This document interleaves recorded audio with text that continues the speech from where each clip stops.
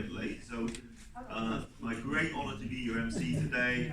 We've got some wonderful readers, and me as well, but there you go. And great pleasure, it's going to be fantastic. We're going to get Cynthia Sharp's book, which is wonderful.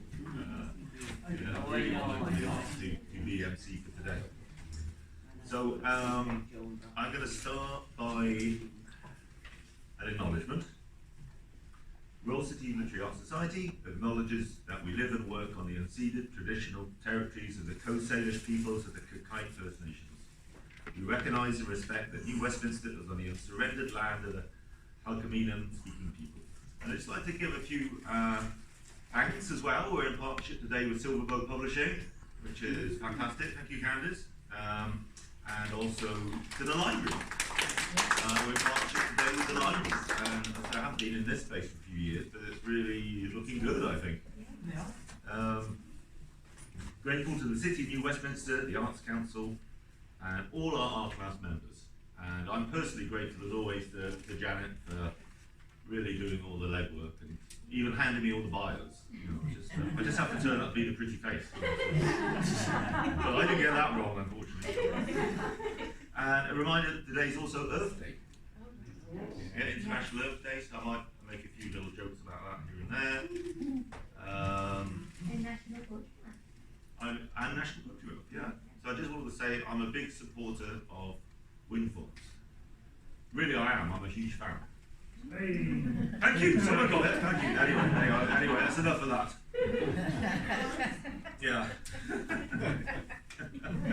Thank you. So, you look good.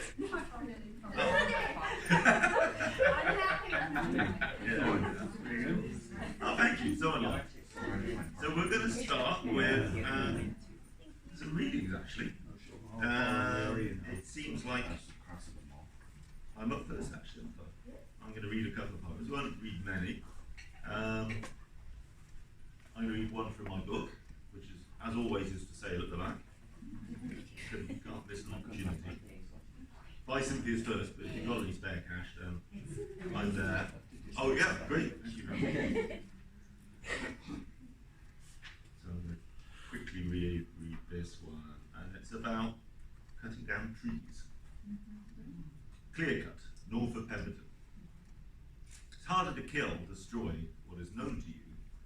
That is the theory that when you have a map of the sap, a trail of rain across bark, pathways, pointers in front of you that lead into the forest, a darker silence, that there may be answers, rest.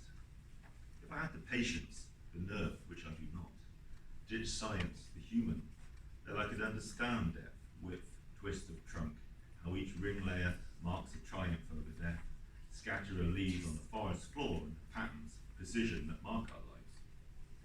How to the seasons our hands, mouths, open, close at the assistance of the wind. Birds circle in flight paths, span it out, compass us in, compel us to live. Thank you. And I'm going to write a slightly tongue-in-cheek one. I've been doing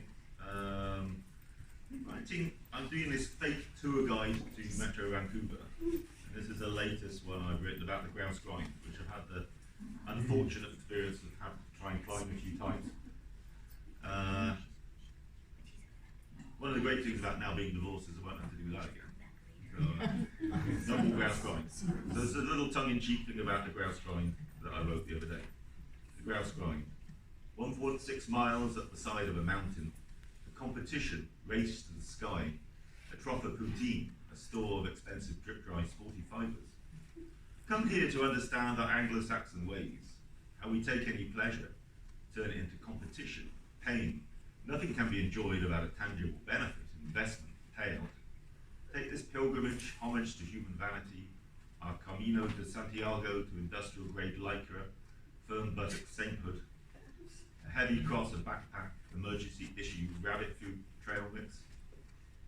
Just when you think it may end, there is a steeper bit, a push past the party of broken language students in retreat, flush face, knee shaking, slipping in inappropriate footwear. You may feel your heart has had enough, will leap from your chest, leave, knees buckle, muscles come apart. Go on, collapse, piss yourself, gorge on nuts, or self-flagellate in the discipline of devotional pain. Practice self-flogging on your undeserving body in the guilt from excessive consumption, holiday spending. Mortify your flesh. It does not deserve you the spiritual discipline, momentary denial of excessive eating and shopping. It is your penance to share in the suffering of the broken body, physically inadequate. You may know it, a taste of immortality as you reach the top of the gift shop. Yes, I'm not doing the grouse grind again. I read one more, which I wrote years and years ago in one of my Silver Bow books, actually, The Broken Word.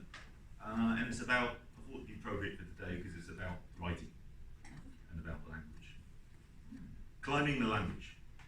I've spent a lifetime at it, starting from the last page. I read backwards, cutting out the plot, simplifying characters, snipping out the speech, history and meaning, applying the heavy accent of the here and now.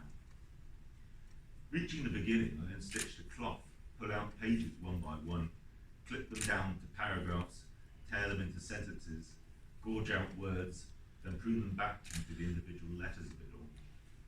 I have a mountain of them, stacked, towering in a Matterhorn and grammatic opportunity. Packing a backpack with sandwiches and apples, I begin my ascent. First, the foothills of undulating vowels and consonants, the easy handholds of the A's and O's, then the scramble and the cutting screw of irregular syntax. Later after lunch, the breakthrough into alpine meadows lush with nominal nouns. As night descends, there is a final push to the top, struggling to grip the cool and unfamiliar inflectional morphology of granite. There upon the peak I find the dead, my grandparents, great-grandparents, people coming and going who vaguely have eyes or nose, have my eyes or nose, weeping amongst tubes of glue and rolls of tape, joining letters, wailing, tearing at their hair, beating their chests, circling in trances of bloody fingered subjunctives, trying for words that would not come, the sentence that will unveil the descent. Yeah. God knows what that's about. It was a lot of fun to write many years ago, so I'm glad I can still actually read it without stumbling too much. I haven't looked at it for a long time. So, it's my great, great pleasure to introduce my friend and our great leader in poetry in a way, I would say. Candace James was appointed Poet Laureate Emerita of New Westminster, BC by order of the City Council in November 2016, after serving 2 3-year terms as Poet Laureate.